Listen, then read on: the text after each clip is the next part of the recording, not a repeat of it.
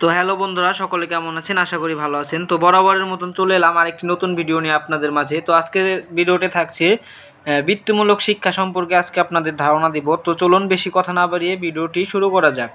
তো এখানে দেওয়া আছে, ফার্স্টে দেখতে পাচ্ছি বৃত্তিমূলক শিক্ষার উত্তর হচ্ছে উত্তরে ভূমিকা যে অংশগুলো আছে সেটা আজকে আপনাদের পড়ে শোনাবো সংক্ষিপ্ত রূপে। তো চলুন শুরু করা যাক। শিক্ষার মূল উদ্দেশ্য স্রষ্টাকে চেনা ও জ্ঞান আহরণ করা। এজন্যে সকল ধরনের শিক্ষার মূলে থাকবে নির্দিষ্ট লক্ষ্য উদ্দেশ্য। লক্ষ্য উদ্দেশ্যহীন শিক্ষা পালহীন নৌকার মতো। আমাদের বর্তমান সাধারণ শিক্ষা, প্রত্যেক মানুষ তার জীবনকালের একটি বিরাট অংশ বিদ্যা শিক্ষার জন্য ব্যয় করে, অতঃপর তাকে জীবিকা অর্জনের চেষ্টা করতে হয়। কিন্তু দুঃখের বিষয়, আমাদের দেশের প্রচলিত শিক্ষার সঙ্গে জীবনের যোগাযোগ খুবই কম, কারণ আমাদের দেশে প্রচলিত শিক্ষা ব্যবস্থা অপরিকল্পিত ও বাস্তবতাহীন।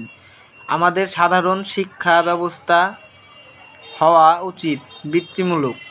যত দিন যাচ্ছে আমাদের দেশে লোকসংখ্যা বৃদ্ধি পাচ্ছে, সেই সঙ্গে বৃদ্ধি পাচ্ছে এমন শিক্ষিতের সংখ্যা যাদের শিক্ষার সঙ্গে জীবিকা ও বৃত্তি নির্বাচনের সংযোগ নেই। ফলে শিক্ষার্থীদের মধ্যে দেখা দিচ্ছে হতাশা ও বিভ্রান্তি, তৈরি হচ্ছে শিক্ষিত বেকার। বৃত্তিমূলক শিক্ষা, সাধারণ শিক্ষার ছাত্রছাত্রীদের শিক্ষার সঙ্গে বৃত্তি নির্বাচনের কথা ভাবতে হবে। এজন্যে বৃত্তিমূলক শিক্ষার খুবই প্রয়োজন। দুনিয়ার উন্নত দেশগুলোর মতো ছোটবেলা থেকে ছাত্রদের যার দিকে ঝোঁক তাকে সেদিকে শিক্ষা পাওয়ার সুযোগ দেওয়া দরকার। বেকারত্বের অভিশাপ থেকে বাঁচতে হলে সর্বাগ্রে প্রয়োজন আমাদের সাধারণ শিক্ষা ব্যবস্থার আমূল সংস্কার সাধন। শিক্ষার্থীরা সাধারণ শিক্ষা লাভ করে বৃত্তি অবলম্বন করতে পারে, এরূপ শিক্ষা ব্যবস্থা প্রবর্তন করতে হবে। যুগের বিষয়,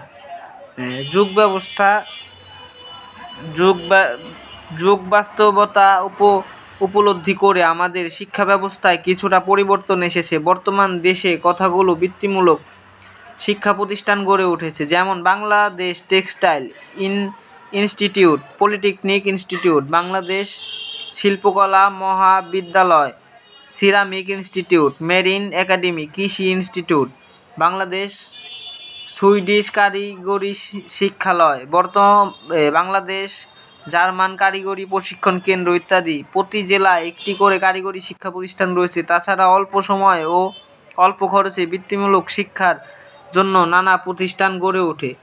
তো এইটাই, আপনারা কি বুঝলেন এই বৃত্তিমূলক শিক্ষাটা বুঝে?